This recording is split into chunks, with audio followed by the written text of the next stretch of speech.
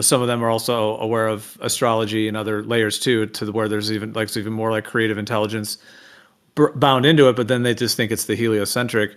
But at least that gives a baseline for it. But otherwise, like to have just the whole gravity and spheres and Big Bang and whatever idea you want to come to, but that somehow these balls happen to all line up in just this way so that, ours is the only like life-giving planet, it seems, for the most part, like as far as we know, life on Mars kind of thing. But, and it's the perfect distance, and then the sun and the moon are the exact same size to create this syzygy effect. And in terms of the eclipse, when you get the three bodies lining up, it's called the syzygy.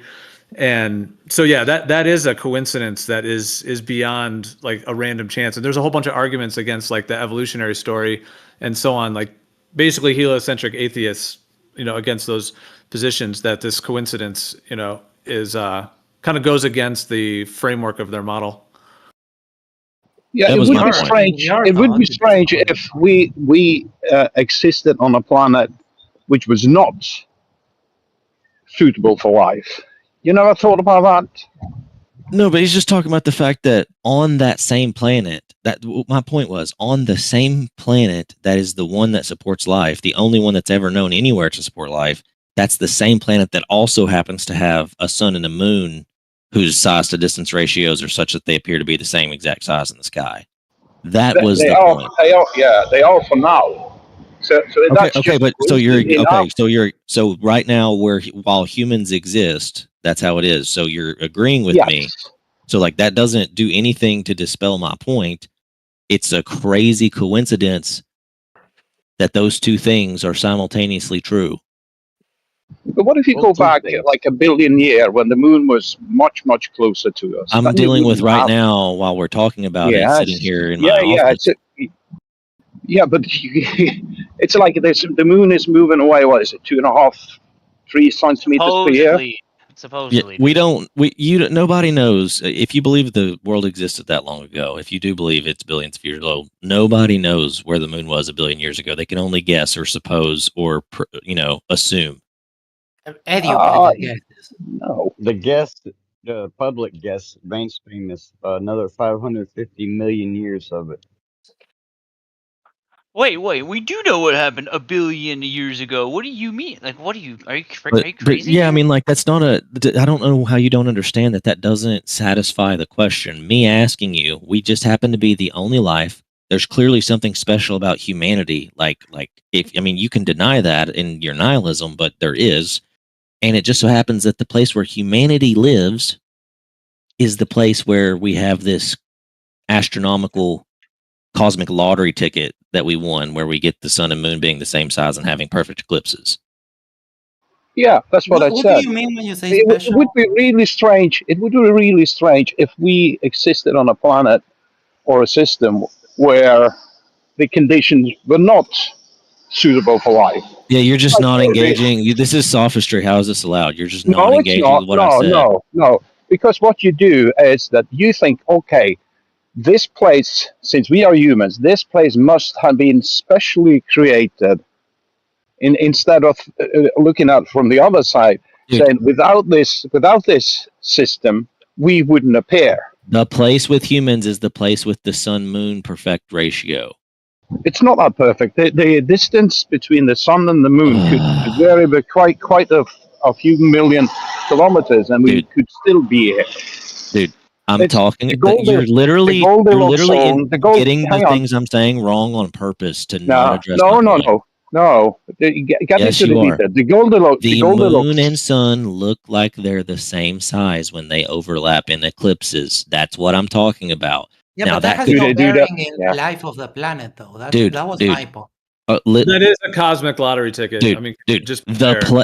It's not like some random obscure planet out in the middle of the universe is the one that has the sun-moon ratio. It's the place that has human life is the place that has the sun-moon ratio. Or, understanding, like, you put those two things together and they're now simultaneously true. That is the giant coincidence. I know that you feel that it's a very strong point, but it's Stefan, not. Would you just agree that yes, it is that? And maybe would you just say, I think you might come from an atheist viewpoint, would you just say that you just don't have an explanation, but it is a coincidence? And the likelihood of it is very, very, very low. Yeah, definitely. Yes, it's very it's very, very low. But it would surprise me a hell of a lot if we or life could exist on a place which is not suitable for life. I mean, what the Earth is and the solar system is one of how many hundreds of billions of systems?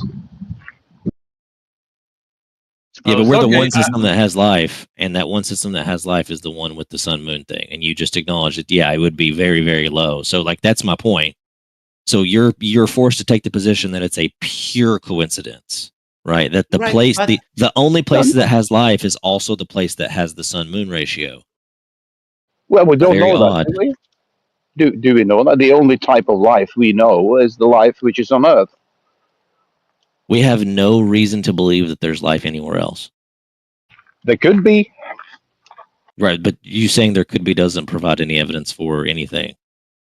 No, but it doesn't refute the possibility of life either, does it?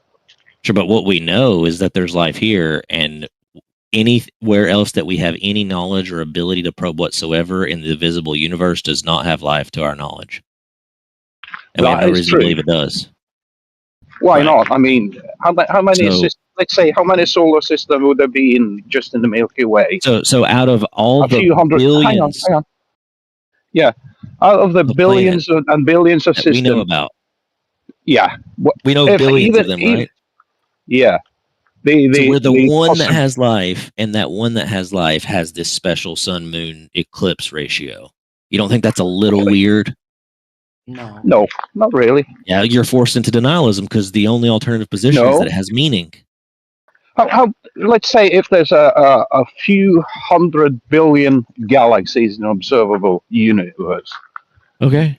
Do you think there would be a possibility that somewhere the conditions, at least the size of the sun, the moon of a planet, would be more or less as it is here now? If you were to just roll that dice billions and billions and billions and billions of times? Yep.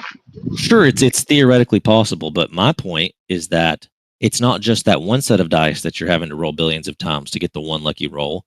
You're having to roll that set of dice a billion times to get that one lucky roll, and also simultaneously roll a second set of dice, and it has to land on the lucky roll, on the same roll as the first set of dice did. You get the lucky roll for life, and then you get the lucky roll for the sun moon, and you have to roll both sets of dice at the same time and hit both of them on both separate rolls simultaneously. But I mean, the coincidence that at this time the solar eclipse can be a total, not every time, because the distance between us and the moon changes a slightly bit.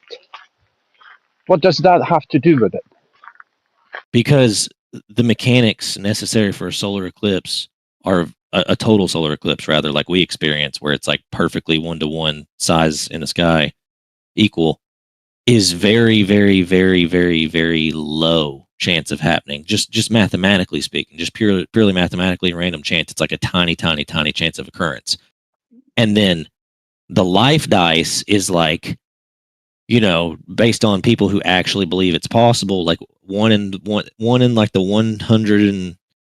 1 in 10 to the 160th power, or some crazy retarded made up number like that can't even exist physically in reality, is the chance of life forming.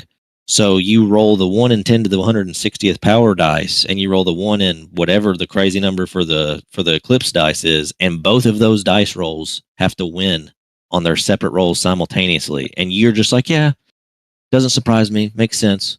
Like, don't forget with the dice roll with the life one, that it has to be by ants, not intelligent design either. Right. It's all about chance. But like, you saying that you don't find anything surprising about that and it totally makes sense is so obviously a bias / cope. It's like, it's obviously that. Like, you have no alternative. You have to take that position. You're forced to take that position for your worldview.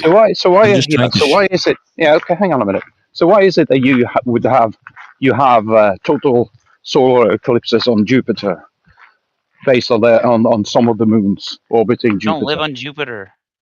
Yeah, can I just say one thing? Yeah, but it just shows that. Yeah, hang on. It just shows that total solar eclipse does not just happen on Earth. Well, the thing It's that's not good. Can I say really briefly, like the thing that's used to buffer this issue is by making it so massive and the reification, because like you don't have any proof that there are other balls out there that are physical worlds. Now I know you're going to claim that you think there's like third party evidence that you think is strong from governments or whatever else, but you really don't have any validation. So like it really is a reification. Like it's a conceptual idea that there's these other planets, quote unquote, exist with beings on them. So I'm not saying we have to go down that route, but it is a complete reification. So the whole thing. I don't agree with the beings part, but the fact that these other places are places, I mean, that's a reification. It's a concept that's confused for something physical without any proof. When you look at Saturn, through a telescope, you can see the front rings casting a shadow on the planet, and then on the back you can see the planet casting a shadow on the rings. That is obvious that all of that is physical. Non-physical things don't cast shadows. Yeah, but once again, Max, even if there's objects, even if they're real places, which I don't think that they're places, quote unquote, like in the way that Earth is a place, I'm fine with the idea that they might be objects, but that's a non sequitur to the point I'm trying to make. Like, just because you can say, okay, from the perspective of Jupiter, based on the size that we calculate for the moons, then the moons are big enough to cover up the sun. That's not even my argument. It's not just the fact that there is a total solar eclipse. It's that the total solar eclipse that we experience is a perfect total solar eclipse where the sun and moon are the same exact size. Okay. That is astoundingly, vanishingly tiny percentage chance we're talking of that happening, and then overlap that with the fact that it happens on the place that's the only place with life.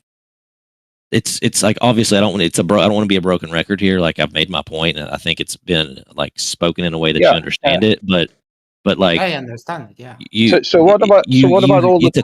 It's a cope to say that. Yeah, that's fine. But you know that if we so what about when the distance between the Earth and the Moon is such that you don't get a perfect solar eclipse?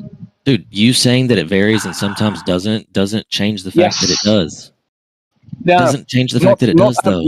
Not every single solar eclipse. It doesn't need to be every single solar eclipse. It's a total solar eclipse. Dude, it doesn't need to be every single one of them. That doesn't weaken my point at all. Well, it sort of does, doesn't it? Point. No, it doesn't.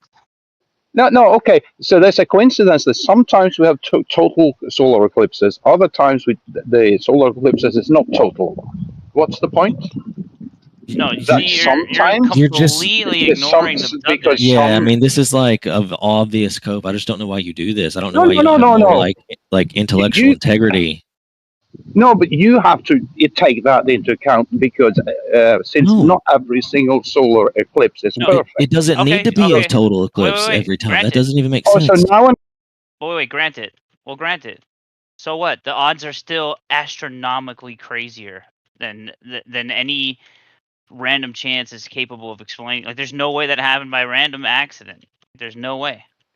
Well, isn't the universe guided by or controlled by the laws of physics? Anyways, I'm going to disengage now. Yeah, it's fine. I'm just trying to wake you up to like your own biases, bro. And look, like, to me, your argument sounds like Banks or the puddle analogy. You already admitted to Geo that it's like a crazy coincidence, like, but you still believe in it. So, like, I don't understand why you like argue differently with me. But I'm just trying to wake you up to the bias that your conscience has on your science, right? What bias? Okay. What are you talking about? Physics? Okay, so all humans are also philosophers. Okay. Our philosophy, there's a pillar. Okay. There's like a step ladder of the sciences and the schools of thought. Okay. You've got your biology and your mathematics and your physics and astronomy and philosophy and all these different things. At the very, very, very top, okay, at the pinnacle, you have your philosophy, okay? The philosophy includes your religion. If you have one, it includes your general humanistic all your philosophy. Underneath that is your astronomy. Underneath that is your physics. And then underneath that is everything, biology and everything else, okay? Now, that means that every school of quote unquote hard science that exists is still subservient in the mind of a human being to their philosophy, because they have a human brain with a human conscience and human thought patterns, and that will guide their thinking towards influencing the conclusions that they make for the hard science in favor of their philosophical stance. So when you look at the science and I present to you this like astronomical coincidence of two sets of dice that are both like billion times each, one in a billion times of rolling, and they both roll and hit simultaneously, that's retarded. And like, if you were going to be honest, you could admit like, yeah, that's pretty retardedly small of a chance. But I have to say it is what happened because I have no option. Like, if you would just speak that honestly, you would be able to peer into your own psyche and realize like, man, like, why do I believe in that? Is it just because it has to be? Like, that's not a very good position to take. I shouldn't believe in something just because it has to be for my worldview to uphold itself. Like, that's not intellectually honest. It's just maintaining forced consistency with the philosophy. Do you understand? That would be Well, meaningful if you didn't what do you the same believe thing. is, can you have a belief without being persuaded or convinced of it one way or the other? But you don't believe in it because it's even plausible. You believe in it because it's the only thing that it could be for you to uphold your already pre-existing worldview. No. That's wrong. Do you think you choose personally what you believe in, or are you convinced by other sources Well, to create that's your what belief? that's a good question, but I kind of already just answered it in what I said. Yeah, You yeah. have a Okay, philosophy and you filter, you make choices like, okay, I just presented you with empirical evidence of just mathematical probability. It is completely implausible. I would say impossible because the chances are so small. Like, you know how things are considered to be statistically impossible when they're below a certain threshold. This is well below that threshold. It would be statistically no. impossible. Your probability is a bit wrong as well, because But it wouldn't just be two dices. It would be billions upon billions of dices thrown over and dude, over again dude, to get to the you're results of not where going to we make are. it. There's no version of probability where you make this sound likely. Okay, You have to it's appeal just to their complete. god. It's completely implausible. Okay, and anybody that is No, it's not. intellectually honest will acknowledge that it's implausible. Okay, N- but Why? it has to be that because it can't be anything else in an atheistic worldview. So you have to agree with that in order to maintain atheism. And that's the reason that you guys accept it, because you have no alternative. And I'm telling you, it is not an intellectually sound position to take when you say the reason I believe in it is not because it's intellectually plausible, but because it's the only option I have. That's called being forced into a corner and told what to think. It's like a cult or a dogma. My atheism is not based on the science. It's What? based on not being convinced of the claim of the religion itself of the Bible. It's quite simple. All right. See, I've Hey, landed in a bit of an odd place. I've kind of deconstructed from a long-held faith position, but I'm now an agnostic theist because of these things you're talking about. Not only the eclipse size of the sun and the moon, there's another 100 of those examples that statistically, when you put them all together, I cannot wrap my head around this just being random. It makes no sense at all. So that a lot of people will say they're an agnostic atheist, but I go the other way. I tend to say I'm an agnostic theist because I can't fathom an explanation for this without some form of external something. Atheism is the position taken by people who refuse to give up personal agency. That's really what it boils down to. It is okay. not an intellectually superior position. That's laughable. And if you want to use, the way most people think and argue, like appeal to authority or appeal to majority, the majority of scientists, in terms of like being more than 50%, the majority of scientists, somewhere around 60% of them, believe in a God. Okay, so atheism is not winning the consensus battle there, and it is a in terms of human history a very, very new school of thought. Gee, I wonder Atheism, why. in all the ages of history before us, with all the great scientific minds that have ever lived, atheism did not exist en masse until post 1850s. Right? That It's is exists. correct. It was popularized in the generation of Darwin. The Bible talks about the unbelievers. Yes, but those people that the Bible talks about, right, They were are theists, yeah, most of them were like pagans. Okay, atheists. Yeah, there's right. also the unbelievers. Yeah, okay, but Max, that's what I'm trying to tell you. Contextually speaking, the idea that there is no God whatsoever and we just came from a black void of random chance stardust explosions, that did not exist.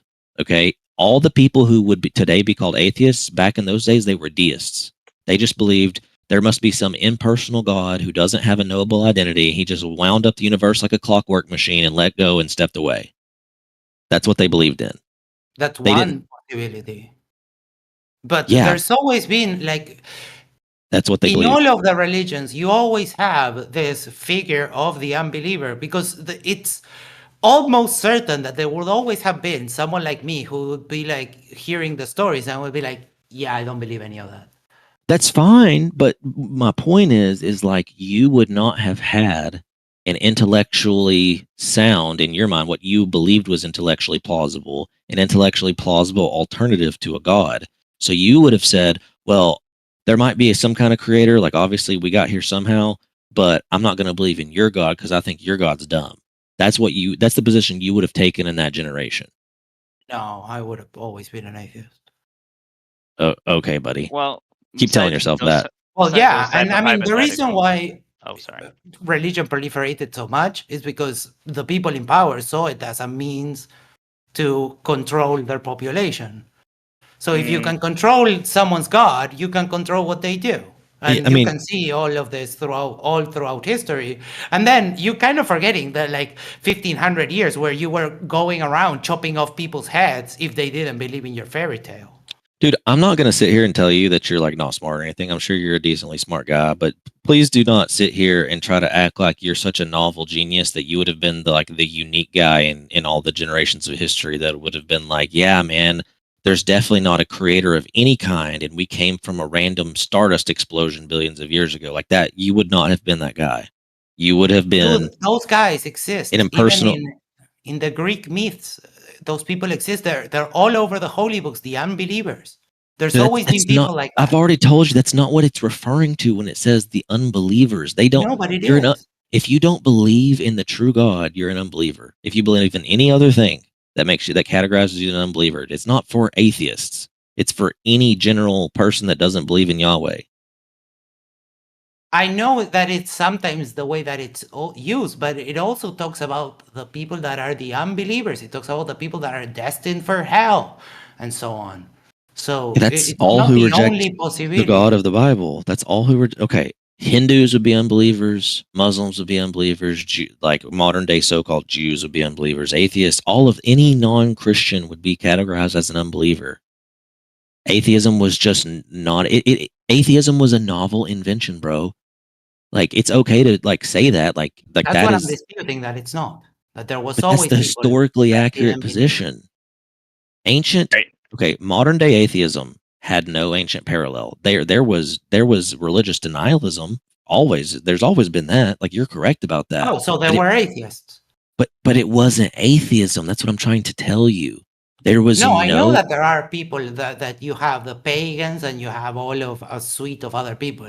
But I don't think it's logically possible for anyone to tell me or convince me that people Use AI, who find out.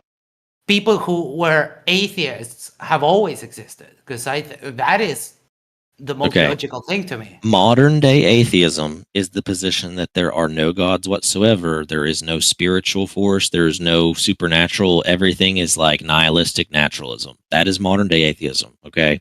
That's what's called hard atheism, isn't it? Yeah, that I'm more like position. agnostic. I'm more like agnostic atheist. Okay, I'm- but I'm just telling Max, because that's Max's position. That position did not exist historically. Oh, well, if you go back to 1755, after the major earthquake and tsunami in Lisbon, that was one of the places where the type of modern day atheism started, because people couldn't understand why. Most people that they were a church, those were ruined and people were killed, but like the red district, nothing happened. That was one of the reasons that the so-called modern type of atheism came along. So saying it's Oh, only a modern thing is not completely correct. Yeah, I'd say a couple hundred years ago, 200-300 years ago, relative to the entire lifespan of human history, is relatively recent. Yeah, I'm saying that's recent. yeah, sure, but Yeah, well, before those, you had the Christians going around killing people because they What? didn't believe in their religion. So that kind of voids your Okay, argument. okay. What do you mean that voids? How does that have anything to do with atheism existing? Because that's how you got to complete Christian hegemony.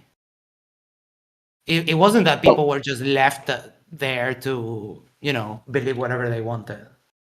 Dude, you know that Christian government only ruled over like a small part of the world. Like the history that you're talking about, where like the church took power through Rome and the Roman Empire only controlled like Europe and North Africa and the edge of the Middle East. They had trade routes in other places, but that's not even the majority of the population of the world. I wasn't just talking about the Romans. Do you But that's remember the what the church. Spanish did when they came to America? Sure, that's like 1500s though. Yeah. So it goes way back more They than saw a what bunch they of said. human sacrificing savages, literally, blood sacrificing women and children and slaves, and they're like, man, these people got to die. Like that's an abomination. Mm-hmm. Yeah, I would have done the And same you thing think if I that had found a bunch you of think human that's justified? sacrificers. Yeah, dude, if I met somebody in the woods and they were human sacrificing people, I would blow their brains out on the spot. Yeah, you're conveniently forgetting that some of those sacrifices were voluntary. In the Aztecs, for example, you had to win a game. You had to actively try to win the game with the rubber ball that is kind of like basketball with the hoop laying vertical. These Yeah, people there were was, sacrificed voluntarily. dude, there was this is like getting way too far in the weeds. There was in Tenochtitlan, there was evidence that they found that there was upwards of 50 or 60,000 people sacrificed in a single day. I can go ahead and tell you those were not volunteers. Okay, if I encountered, Tenochtitlan, that's the Mayans. Yeah, the Mayans were a bit more barbaric. But I yeah, was talking about the Aztecs. just That all of them, was bro. fully voluntary. Dude, You had to play a game and win. there might in have order been to be some sacrificed. zealots that were voluntary, bro. I'm gonna go ahead and tell you they did involuntary human sacrifices. Anyways, especially like say that they were to like decide like we're gonna go take over that city because we want it to belong to us, and then they send their army and invade, take all the women, kill all the men, or chain the men up and sacrifice them and keep the women for themselves, like all that kind of stuff, bro. Like yes, I fully support when the white Christian Europeans came to South America and met the brown human sacrificing pagan savages, murdering innocent women, children, and slaves and sacrificing them to pagan gods on an altar and, cutting out their entrails and eating their organs while they were still alive. Yeah, I support them scourging it with fire. Mhm. So better that than not just talking to them and trying to show them a better way and convince them with the love of Jesus that this is not how they should be living as God's, they're made in God's image, and this is what I'm they sure should they be did doing. tell them and they Would that, rejected it. would that not Oh. have been a better way than scourging them, blowing them, burning them? Well, that would require them to, decide that the people who came over here on this boat and what they told me is better than everything our society has lived with, sacrificing to our pagan blood gods for hundreds of years, which they Sure, didn't but do. once the gospel reaches those shores, then surely God would be would be persuasive enough and powerful enough and No. inclined enough to want that message to be successful, wouldn't you think? Nope. I'm sure that there were some converts, but the point is I support it. So Max was trying to, allude Kind of blowing to past my the point, church killing people, right? That's the point. The church was killing They were people. appealing to the hegemony of Christianity or religion. Well, I was just telling you that they didn't control the majority of the world anyway, and you're just arguing did. that you're saying that the reason atheism didn't exist is because the church was suppressing it or something like that. No, I mean that was one of the reasons, but there's so many examples. And my brother argument was that you were speaking like, oh, and I think that the distinction comes in where I say that atheism is just the proposition that there is no God or gods. And you were latching on to your perception of atheism. You were latching on other stuff, which are tangentially related, but I don't think they, like, the atheist position is there is no God. That's it. There are no And gods I think whatsoever. that those Right. people, and I think that those people, That's what they say. the logical argument is that those people always existed. Yeah, but Me. that's what I'm trying. Like, I'm just trying to explain to you, bro. Like, if you just do some like research into history and the development of peoples and their belief systems, you will find that there is no like reasonable documentation that there was any significant number or teaching that was recorded for us in any civilization that would amount to what we call today is what you just described as atheism, the belief that there are no gods whatsoever. There is no supernatural, there's no gods, there's only the natural.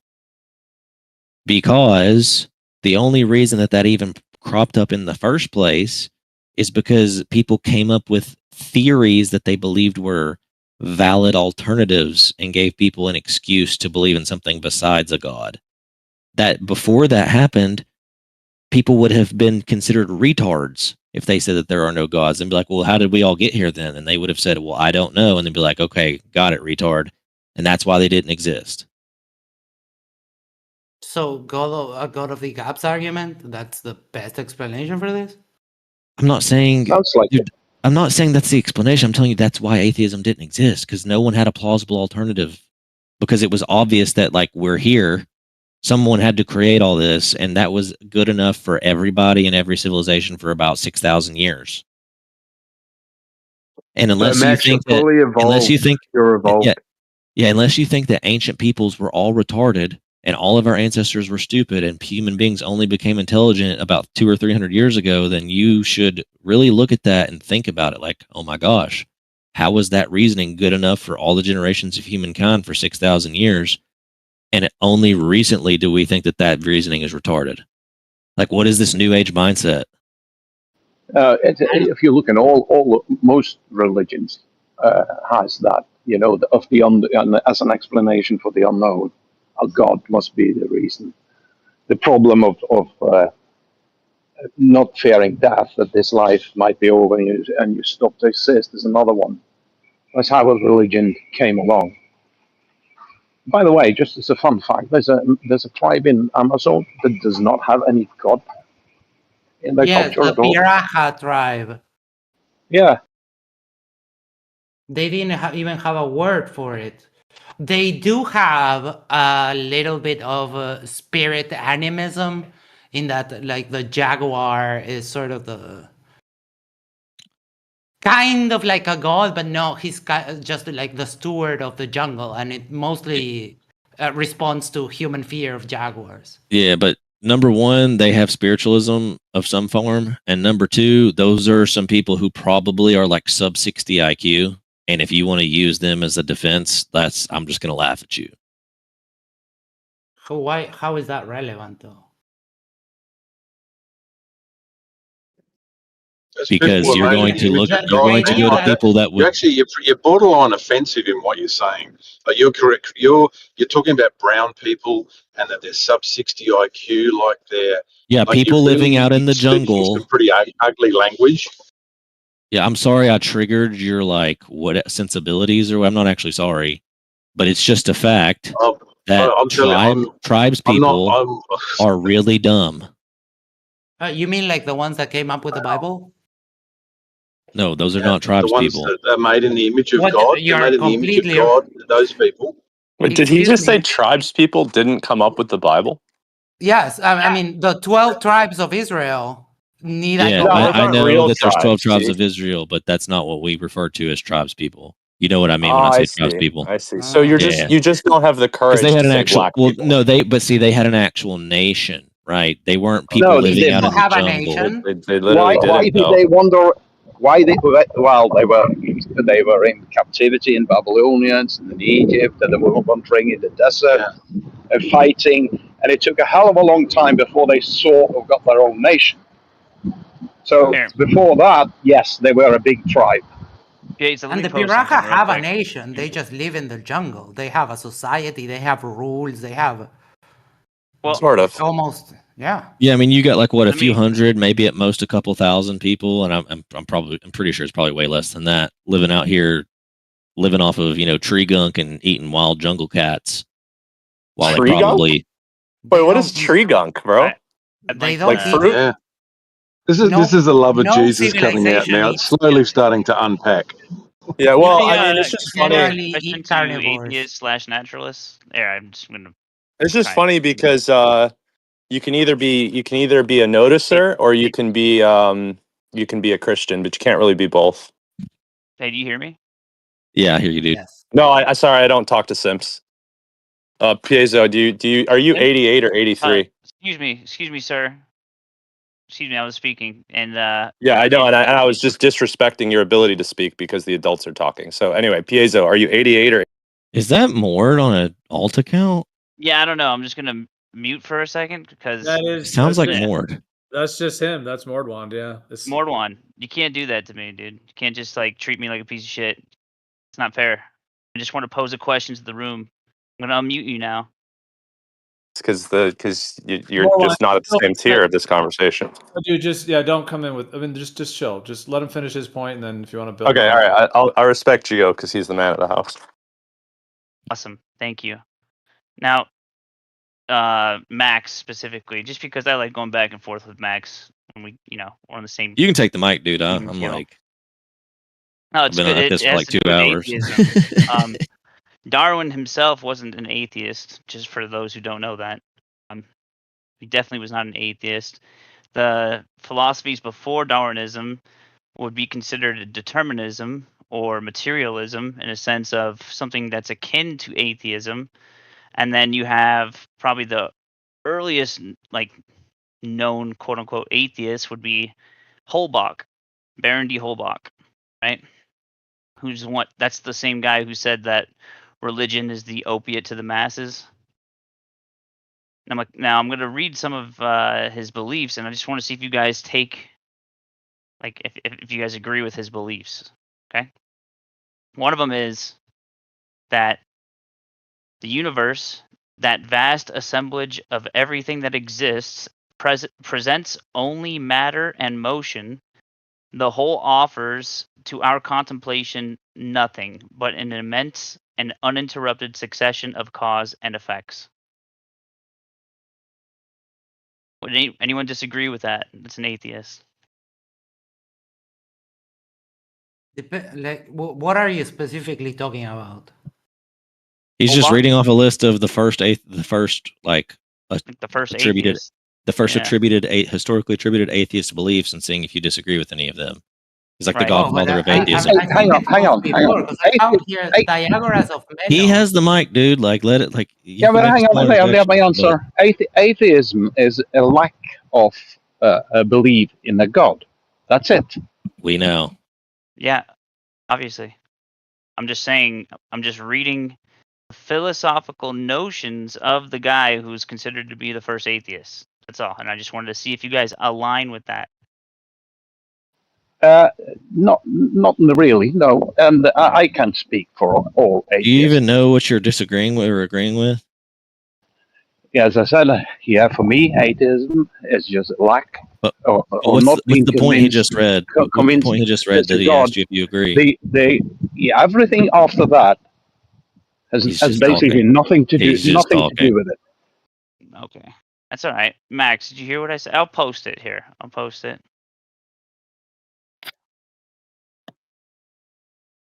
There's a group called the Christian Identity Movement. Is that what you believe in? Jesus Christ is Lord? I don't even know what that is, so probably not.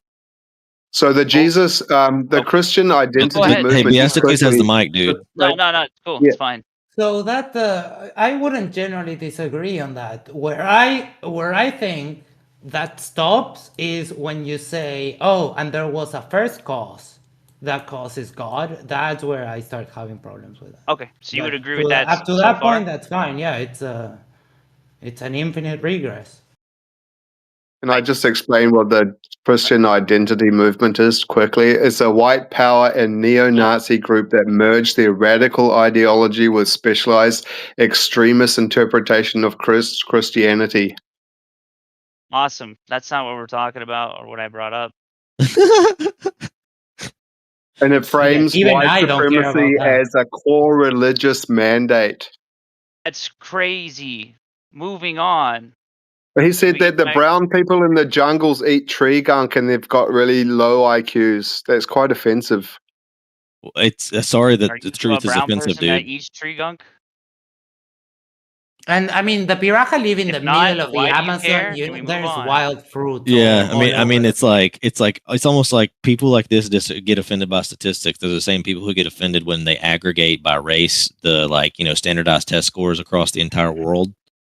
Well, but dude, it's the same way as those people they can't pass an IQ score. Now, what if we just dropped you in the middle of the jungle with one of their spears and nothing else? Like, yeah, you would die probably. Yeah, but why do you think that That's separate? not an actual measurement. Why of do you anything. think that separate people groups like Europeans literally had, warships and castles and cathedrals, and then they come to South America and there's like tribes people living in mud huts after the same amount of time of existing on the earth? One group of people created empires and the other one was still living in mud. They Why do you So think that is? No. the main thing, Wait, hold on. the main thing for that was war. Sure, but also these also people that you said lived in mud. They also created pyramids. They also had empires. They just were underdeveloped in The Aztecs did, not the jungle tribes people.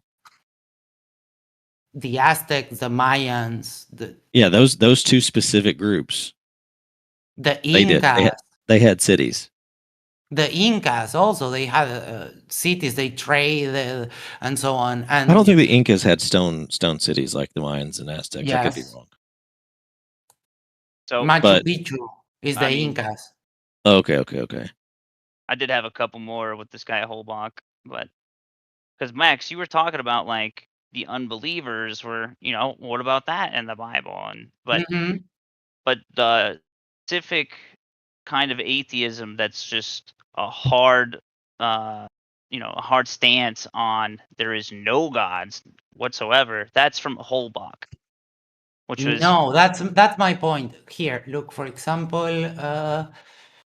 Diagoras of Melos, 5th century BC, ancient Greek poet, also known as the atheist of Melos, who declared that there were no gods. So these people have existed since ancient times. what's his name or her name? His name is Diagoras of Melos. Melos. And there's a couple more, like ancient ones. Theodorus of Cyrene, 300 BCE, Prodicus of Ceos, Hippo of Samos, once again, Epicurus. that's using a loose definition of atheism. It does not fit the modern definition of atheism. Like them saying a statement like there's no gods because Greeks had like a million gods, they still would have acknowledged, right, a creation and spirituality. I think that's a stretch to think that if the guy was referred to as Diagoras the atheist, that he would have. That's what he's called now. I mean, That's what it's called now, 2,000 years later. But spirituality is not believing in any spirituality, is that atheism? Well, that's where it gets nebulous, because I am using the strict definition. Atheism is a stance against one claim: there is no God, God or gods. That's it. Piezo is attaching some other stuff, which I don't. Depending on the case, it might be applicable or it might not. It's just a difference in framing right now that we're having, and it doesn't change that the I unbelievers mean, it's like, have always been yeah, a it's thing. like you have atheists of all stripes and colors, just like you have believers of all stripes Yeah. and colors. That's what I was about to say. I don't think atheism is necessarily a monolith from what I've seen and heard. You know, No, obviously. there's different versions of it, different philosophies involved in it. Like it just kind of everything gets viewed at the hard atheistic level. That seems to be the archetype that's put up as the one that gets attacked all the time. Is that hard atheism? Right, because Positive it's a claim, modern hard invention. atheism. It's a modern invention. That like strict naturalism, right? Like nihilistic naturalistic atheism, which is modern atheism. When I say modern atheism, that's what I mean. Most But atheists in the modern day believe in modern atheism. You could no, go they to some don't. ancient beliefs. You You could don't go to some believe in ancient. atheism. You could go okay. You could go to some ancient belief system where it's like, oh well, I don't believe in any of the gods that you guys worship, but they still would have been spiritual. They still would have believed in a creation, and that is what I'm talking about. But that's a That claim. That's my point. That go is a claim. verify it, bro. Like, show me that I'm wrong. But Yeah, but I found a list of atheists that goes back to the 5th century BCE. Yeah, I but think that's those good were enough. not. It was not modern atheism, though. That's my so whole point this what? whole time. So no, but the thing Okay, is, so you what? said, Okay, good. Okay, This is hang the on, junction. let me Circle back. finish. Let me finish. You said they would still believe in a creator of some sort. They would still believe in a creation, like that the world was created, and they still would believe in spiritual, like in the spirit. You have no Yeah, way of knowing that. no, but that's not that. Okay. The atheism, as you said today, if they believed there was something created the universe, then that's sort of believing in some sort of deity of some sort, isn't it? Well, that's my whole point to you is back in those days when people said that they didn't believe or worship the gods, they were making statements generally against organized religion or about humans' ability to know anything. They were basically saying like any so-called god that a human invents or says that he knows or worships can't be real, because what they would have said would have been like whatever actually created the world, that they have no way of knowing it. Not that it doesn't exist at all, not that there isn't a creator or there isn't something that like started everything. They would just have believed that we didn't have access to it. My Also, the point here is that consequence sure, of atheism as well. It's not just denying that gods exist, because if you deny that gods exist, you also deny metaphysics. So Yes. that's kind of the consequence as well. So it's not just believing whether there's a creator or not. But then again, you forget the agnostic side of it, where the claim is not believed. No, if people are saying yes, there's definitely no God whatsoever, that's one thing. You could use that argument. But for my knowledge, my people around me who I know are atheists, I'm not saying that. They just say, well, I'm not convinced of the claim they put forward. They're not saying that, no, there's no God. Well, then that's not the atheism that we're describing, dude. But the thing is Atheism that isn't Piezo, just one thing. you're asking me, oh, if you go far I enough, know there's that. no people that hold this modern thought. Then you say, yeah, well, duh, that's obvious. Well, the But modern. what I'm when you go far back, you need to strip down the modern aspects of atheism. So if someone in ancient Greece says, "Oh yeah, I don't believe in the gods," then that's an atheist. Yeah, but Right, Max, but the they still whole believed in way metaphysics, though. yeah, the whole way we started this off was like I'm basically trying to make the point to you that what you were calling quote unquote atheists back then would have really just been sacrilegious people. Like you are not just a sacrilegious person. You are a person who flat out denies all forms of deity as well as spirituality. That is what I am defining as modern atheism.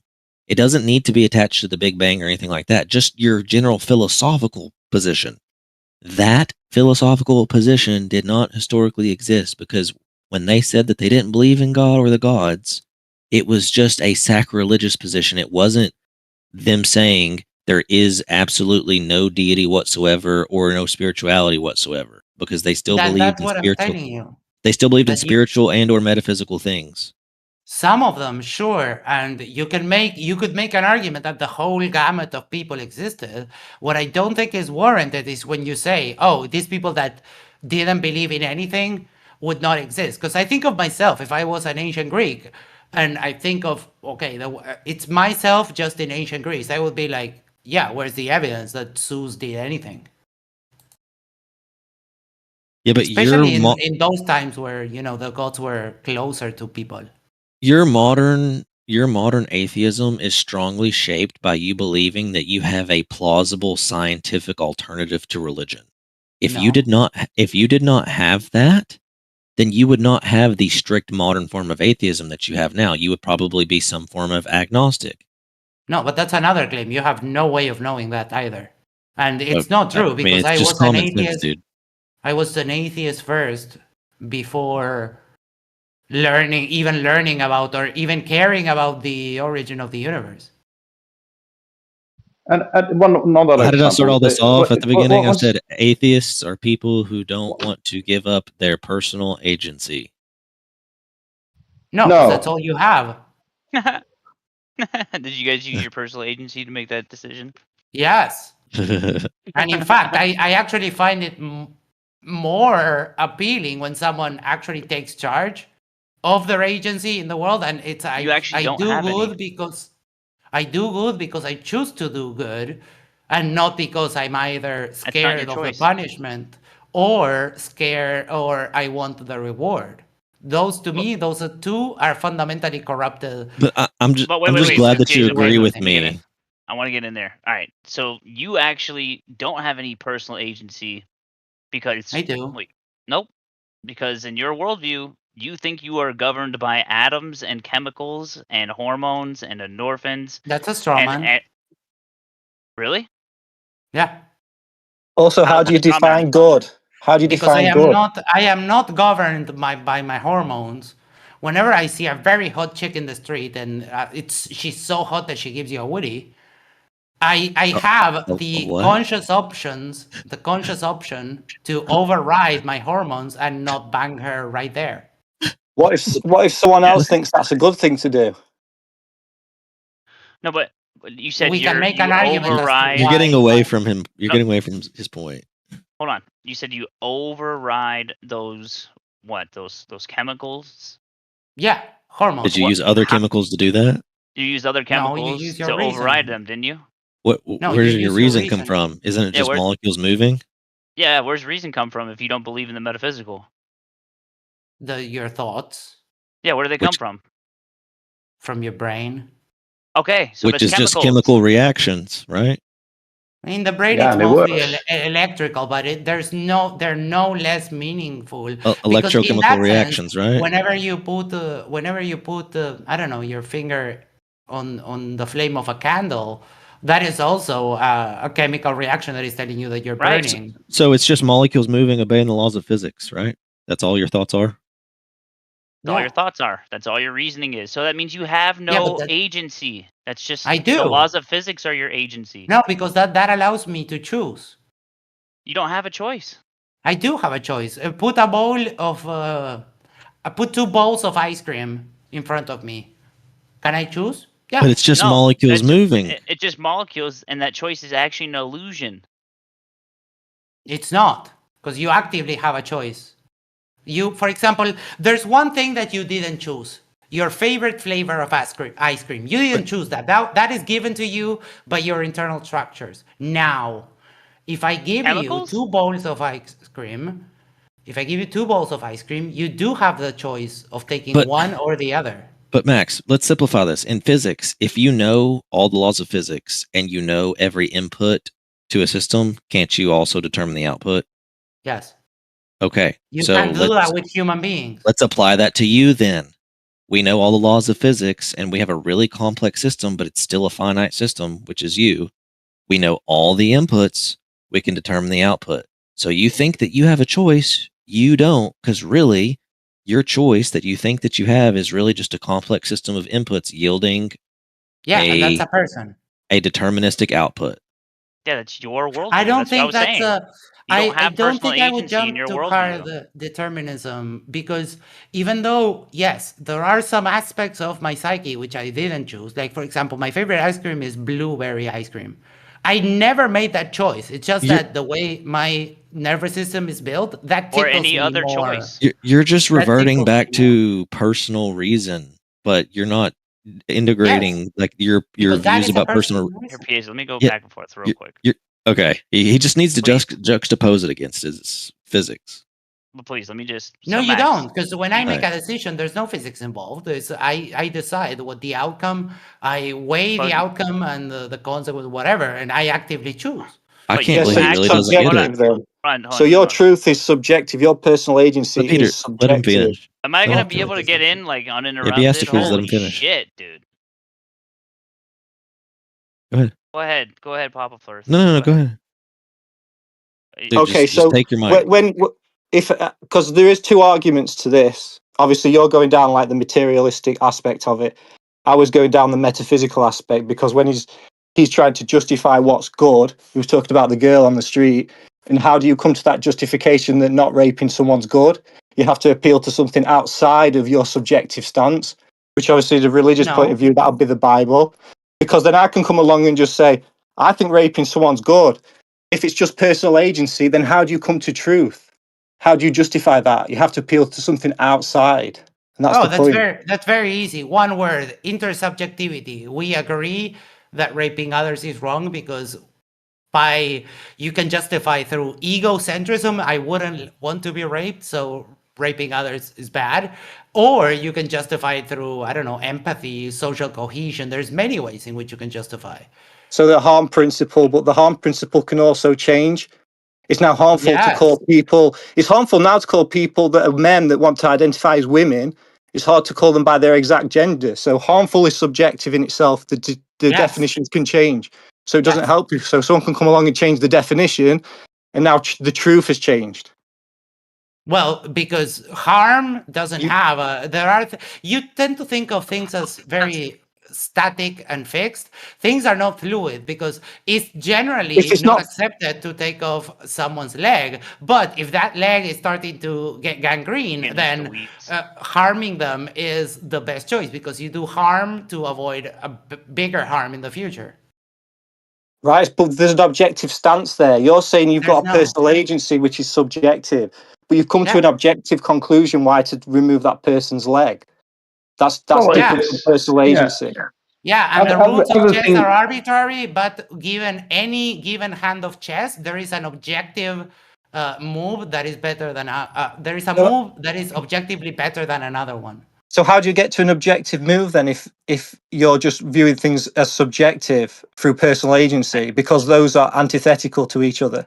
Yeah, I literally just explained you. Yes, and you contradicted yourself in the process of doing that. No, I didn't. Real quick. Given to I you agree. the rules of chess, which are arbitrary, we could change them tomorrow.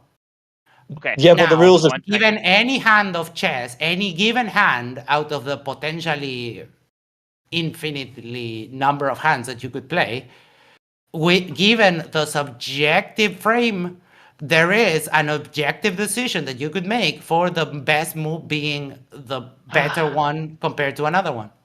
The rules in chess are objective.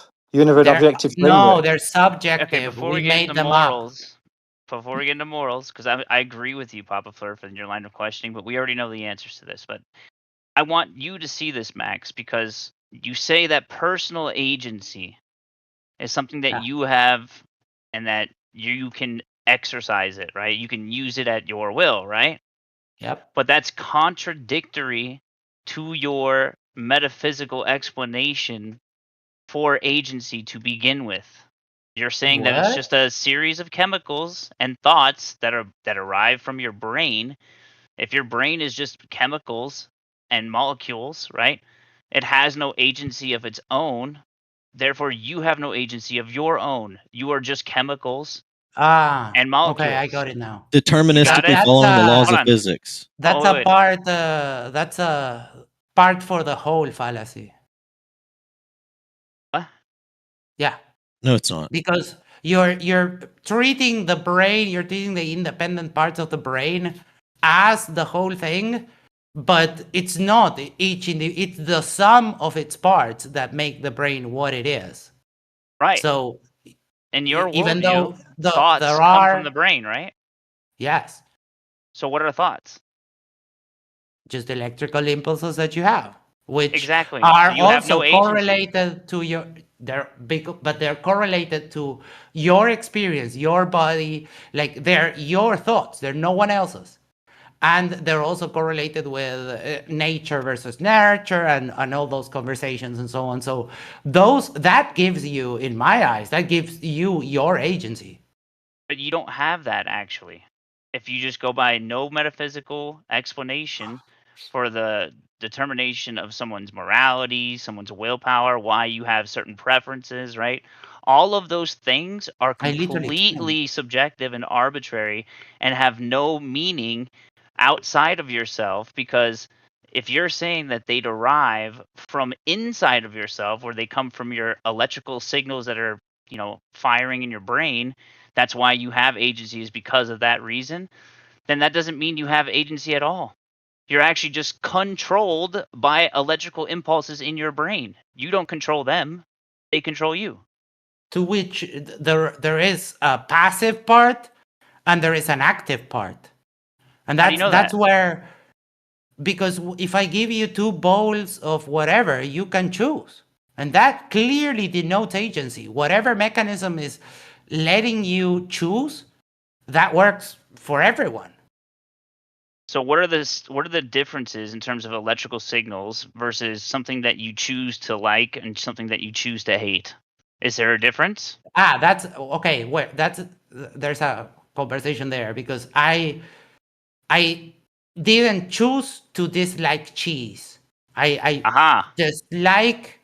I never chose to dislike cheese. Thank you. I can That's my choose to point. eat cheese anyway. Though, yeah, there are some choices. So the most accurate solution, and I thought that I explained this with my ice cream example, that I never chose that my favorite ice cream is blueberry. But that being said, that means that, yeah, there are some things we don't get to choose, right? That is one of those. What music moves you? What kind of books you like? What kind of movies you want to watch? There are some things in which you don't have a choice. But even when given a landscape of things that you don't have a choice with, you still have a choice to choose the blueberry ice cream or the vanilla one. So that's agency. So where to does me. that ability to go against your own chemical and electrical makeup, where does that come I think from? that is the essence of being human. Well, That's the only Okay, thing that I what would does that call, mean though? that I That would means it's not cite. metaphysical though, bro. if I You may, understand? That's the You're only not thing a that I hardcore would cite atheist then. as it's if I may, something a bit Peter. more esoteric than I would say any other way. Which way is that? That's what makes us humans. Animals are slave to their instincts. We are just not. I Go just, ahead. if I may, Peter, Max, I think that the sticking point here is not like you being convinced that you have choice. Like we agree that there's choice. What we're trying to say is that in a purely naturalistic framework, what you perceive to be a choice must necessarily be a deterministic output based on the laws of physics and finite inputs. I mean, that's an argument, and I've heard it a million times. I just don't agree with it. This is It like has going to back to be. the other argument where you thought Well, you okay, had hold on. a super Wait. strong Please don't. argument when you just don't. Wait. Hold on. If you think that it's not, that must mean that you then believe that consciousness transcends matter. No, it doesn't. Okay. So then, if consciousness is merely just matter obeying the laws of physics, then as you already agreed with me a second ago, if you know the system and you know the inputs and you know the laws of physics, you can determine the output. that means that your choices, you think it's a choice, but really what's happening is there's a state machine and you give all the inputs to that state machine, and there's one determined output that will happen every time given that same set of inputs. And you are perceiving it as a choice, but really it's just deterministic. That analogy is correct, except that at any given moment, our humanity allows us to take door B instead of door A. Okay, Dude, pause. it's Wait. just- I got you, Piezo. I got you. So pause. What you just said right there is not actually purely materialistic or purely deterministic. You just basically invoked something that is metaphysical. Humanity. Our humanity. Yeah, the characteristics that make us human, which in Oh. those, it's the capacity to override instinct. Okay, Purely the materialistic. capacity to override instinct. Where does that capacity come from in your From worldview? the physical underlying structure of the brain. No, that you're saying that it goes against that. We have the ability to go against the the physical Yeah, structure you can of the have. brain. Okay. Can have a brain. Was he What just is saying that the- instinct was Just physical? You Yeah, you so now have you're a saying the brain like opposite. animals that follow they follow their instinct. They have no other way of skipping their agree. programming, right? I agree, bro. I agree. What I'm Our saying is brain that has a structure that allows us not to do that. What do you mean? So there's a physical explanation to go against the physical explanation? Yeah, That the doesn't make structure sense. of the brain itself. We have larger frontal lobes than other animals, right? Okay. I'm gonna make this. I want you to understand this, Max, because this is important. Because I don't think that it's true that you don't believe in the metaphysical, because something like appealing to the capacity to override something that is completely naturalistic means it's supernatural. No, it doesn't. Yes. No, you're just playing semantic word games with me. And if No, you, no, no, you no. do that, it's my thought that you don't actually said that believe in God and you're just LARPing as a Christian. So No, let's no, not no. do that. No, You It's said- not. It's not about that. You said the brain, right? The brain. Yeah. You have the ability as a human, specifically, uniquely as a human, to override the physical and natural limitations of the brain in terms of preference and choice, right? No, I never said that. I said instinct.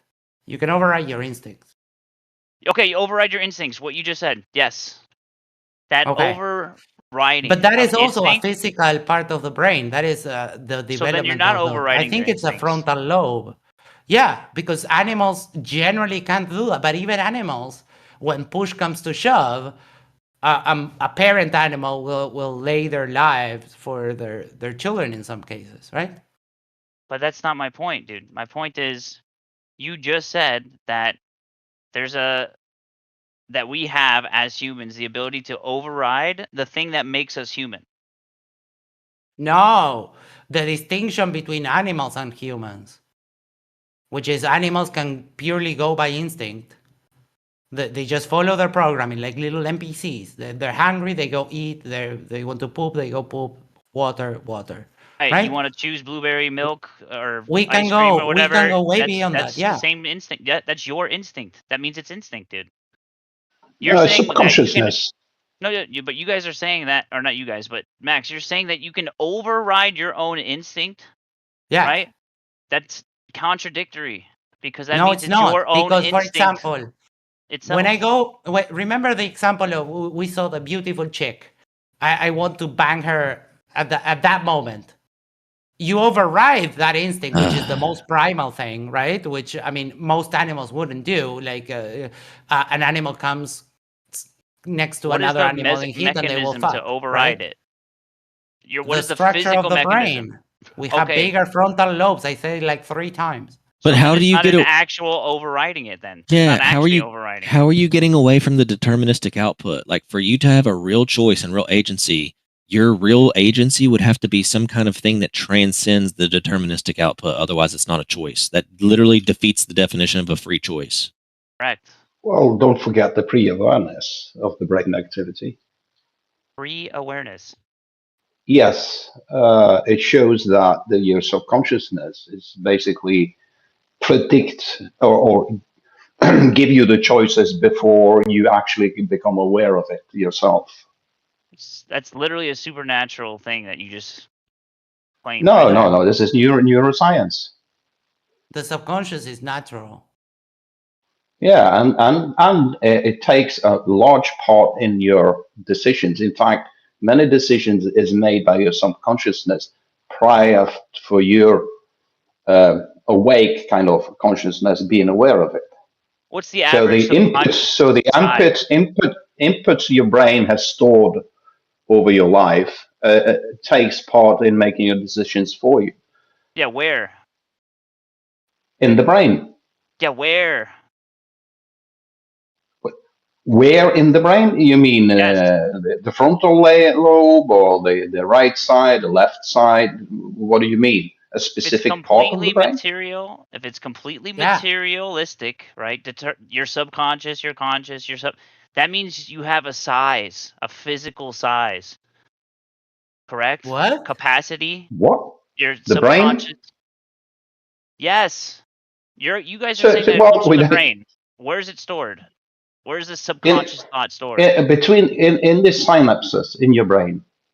Yeah, it's always in motion. It's like it's not. You're thinking of it like an old school hard drive where you have a sector where this information is stored. That's not how the brain works. Yeah, I know it. I know that's not how it works. I'm just saying that's how you're conceiving it in terms of No. where your thoughts come from. Well, we don't. One thing's for sure: we have no example of any consciousness without a brain. That's for one. But what's an example of consciousness? Us. Animals. Okay. No, we're just uniquely different from animals. You just said it. That we can override our instinct. In some aspects, yeah, but we're more similar to animals than we care to admit. You have animals that make choices as well. Yeah. No, they're purely instinct. You guys just No, said that they're purely instinct. no. Have you seen like crows? How they are able to solve puzzles? Yes, no, I Yeah. agree. I understand that there are certain things that go against a purely deterministic worldview. In my worldview, in my paradigm, I can explain that. But if you don't have a reason for the metaphysical explanations, such as where thoughts come from, or why do you have a certain preference over another one, and you can't just simply appeal to chemical reactions in the brain and then say that I have the ability to override it. How? Well, by chemical reactions in the brain. So that means it's still a deterministic output, and it's not an actual overriding. That means it's still That's based where off you of go the wrong. same chemical reactions. So you That's where actually go don't wrong. have a choice.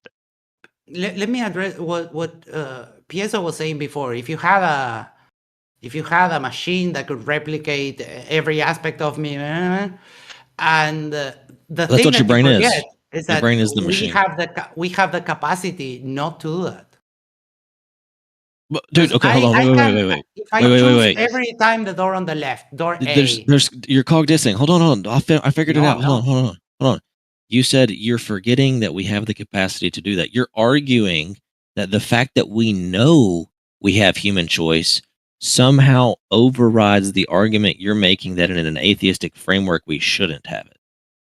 That I never said any of that. Yeah, but you just said you're forgetting that we know we have it. Dude, I already told you we agree that we have that free choice, but we're asking you how do you justify grounding it?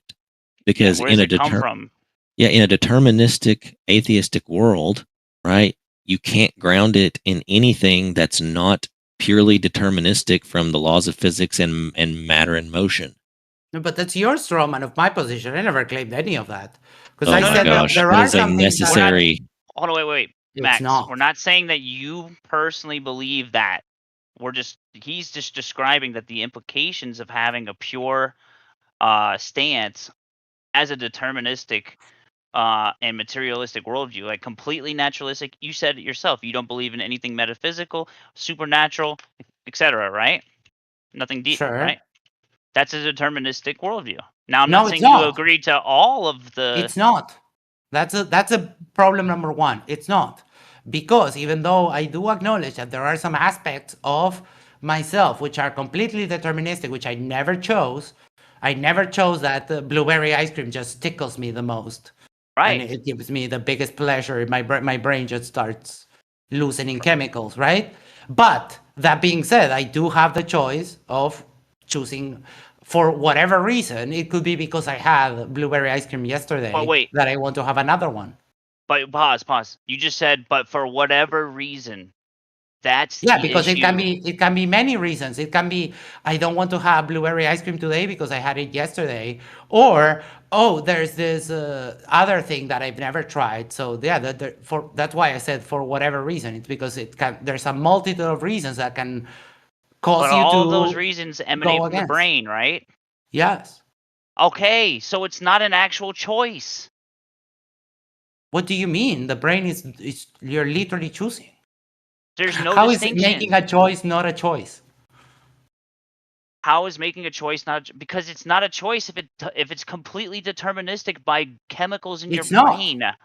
You just said Well, it what is. we don't know that it could be due to quantum in determinism, like the in between kind of thing. No, okay. These are studies that's going on. Where I'll make it very simple, right? Where do thoughts come from in your worldview? The brain, right? That's where Yeah. thoughts happen. I don't know if I would say they come from, but yeah, that's For now though. Well, yeah, you might say it's a process that Sure. it's an emergent thing coming from the brain. yes. Right. Okay. Now, where does the ability to make a choice come from? From the brain. As I said, it could be Comes from the brain. quantum in determinism, which is one of the neuroscientific studies they do now, which means that yes, you can choose because it's not true deterministic. Okay, hold on. Let's keep it simple. You would agree that the ability to make choices comes from the brain, right, Max? Yes. Okay. If the ability to choose and thoughts and reason come from the brain completely, right? Then that means the brain is what gives you agency. Your brain. Some people think with their other head. My point is, you, Max, as an individual, right? You actually don't have agency at all because it's just your brain that is telling you what to do and how to think. No, that doesn't remove and what your preferences are and how to override those preferences. If they all come from the brain, that is where your agency comes from. Not and that's you. what gives you choice. Yes, For you don't actually example- have a choice. You're governed by the chemical processes in your brain, whether you understand it or not. No, because for example, look, there are some things that you could take or like, for example, you're right-handed all the time, right? So you do everything with your right hand. And you can just randomly one day choose to start doing things with your left hand. Yep, it's not random though, and it's not a choice. Oh, you're telling me that you don't think that that people make random choices just because? Not according. If it all comes from your brain, it's not random. Well, why is it then? If you you got a brain damage, you might change personality. Okay, you're basically making my argument for me. Yeah, if you get brain damage, your choices change, don't they? Yes, they do. Okay, so that means your choices don't come from you; they come from your brain. Let me finish. Because the emergent properties of the brain then is different than the original had. Okay, so what? Doesn't defeat my argument. And neuroplasticity rearranges that brain. Okay. It still comes from your brain, so your agency still comes from your brain. You actually don't have agency. It's an illusion because it's based off the chemical processes of your brain. And I mean, even that is the something you illusion say. that you're overriding it. Because But I that don't comes think from that- your brain as well. And that sounds all fancy and nice, but I don't think that removes the agency of when you come to a crossroads, you have to choose door A or door B. that you can actively make the choice of where to go. It's not an actual active choice, though, because if it's How all is it Yes, it determined by the is. same thing, How is it not? Because sometimes your subconsciousness can tell you to give you an answer, or as Max is saying, in fact, give you or force you to take a subconsciousness choice. But gives you an answer. you could override that Well, choice in which your comes from worldview, you can't subconsciousness. choose between door A or door B. That's already been predetermined. That's the argument. So in Thank your you. worldview, That you is can't make incorrect. that decision. If you are That is making that just decision, you're incorrect. appealing to something outside of your worldview, and this is the argument. Exactly. That's Thank you. completely No. incorrect. Thank you for That's simplifying wrong. it. That's just wrong. Yeah, it's wrong. It's okay. You can't just say Explain why it's why is it wrong? Interdeterminism is part of neuroscience, which tells you that it's like a superstition in physics, But quantum this is why physics. your worldview is incoherent, because you can't do that with the premises that you've just laid out. It doesn't follow. The conclusion doesn't follow the premises, and this is what what's your name? Beast has just laid out, and it's a really good argument. I've not heard this argument before, so thanks for that, Beast. It's Absolutely absolutely welcome. horrible. But you've just shown that your worldview is incoherent, and that's the No, I consequence. didn't. Yes, you did. What? And that's how Why? you know it's an awful argument, is that you're calling victory when everything has been explained. In your worldview, his victory lap is determined by his brain chemicals. So Yeah, because he's a dumb person that runs victory laps when they're not warranted. I agree. oh my god, okay, he doesn't get it. Now you're just No, running you don't victory get laps. So based on your own definition of why I'm wrong, you've just done the same thing. So you've just debunked yourself. Well, Because you but just run a victory lap over me. I can actually Yeah. articulate why your argument is incorrect, which is what I've been doing. It's just that Is it you or your brain? very hard at not me. My brain is me. There's no distinction. I am my brain and my body. Right, there's no distinction. So your brain is what gives you your agency. Thank you. So you do have agency. No, your brain does. Yeah, you just said it. And if No, your I didn't. brain I said does, you don't have it. Your brain does. So and conceptual. what did I yeah. just say just before Max, that? There's hey, no hey, distinction. My can I- brain is me. Can I give a possibly like a really simple type of analogy? Okay, so if you're gonna get into a car and you're gonna drive the car, it's you driving the car. Meaning you're in this general idea, you're separate to a degree. Like you're not the car, you're getting in the car. Therefore, when you drive the car, you could say like in this analogy that you have the agency. You're the one turning the wheel, you're hitting the brake, etc. Now, if you were just the car and then the car is driving, then there wouldn't really be that separate agency. It would either just be an automatically driving car, or it would be your brain that's driving it, but there wouldn't be any separate, second party, as it were, that is in that scenario. There's no distinction between conscious, subconscious, thoughts, reason, electrical chemicals. Oh, there absolutely There's no is. distinction. There is. Because It all you comes keep from the telling brain. me that you keep telling me it's your brain, and No, you told me that. you are the one that's. Max- I'm not making a. I am my brain and my body. I asked you where your thoughts came from and where your reason. You said brain. It's Yeah, but emergent you make a property of the brain. separation. You talk about me and my Hey. brain as if they were two separate entities. And no, my brain is me. Exactly. That's my point, dude. Oh my goodness. That's Gio's point with the car. The car. Max, did you mention neuroplasticity? Neuroplasticity, yes. Yeah, We're yeah. talking about brain damage. Analogy, Gio, by the way. Yeah, so that means just that when you try to justify things, then you're always going to come to if you're trying to justify something good or bad, there is no justification, because you've just said that just because you can make a decision because you've got brain damage, then how do you justify and how do you ground that justification? I already explained this to you. It's just arbitrary. Yeah. The good thing is that your morality is no less arbitrary than mine. And I actually have agency to decide what my morality is, and I don't get it. You're not deciding anything. I am, yes. No, that's your brain is telling you what to do. And telling you brain, what to override. My brain doesn't tell me what to do because I am my brain. Oh. I thought you said your reasons and thoughts come from your brain. Yeah, there's no distinction. And what Thank what did you. I also say? That my brain is me. So you can't say when you say, "Oh, it's your brain telling you," that is a completely incorrect statement in You my worldview, because I am my brain. My brain you doesn't made tell your me anything. brain. You made your brain. No, I never claimed that. Well, if you are it, then you made it, right? No. You are the thing that you made. Okay, well then where did it come from? If you're this thing, where did this thing come from then? When a mommy and a daddy love each other very much. So where did you come into that? When my dad's sperm met my mom's egg, Mhm. that's where I came from.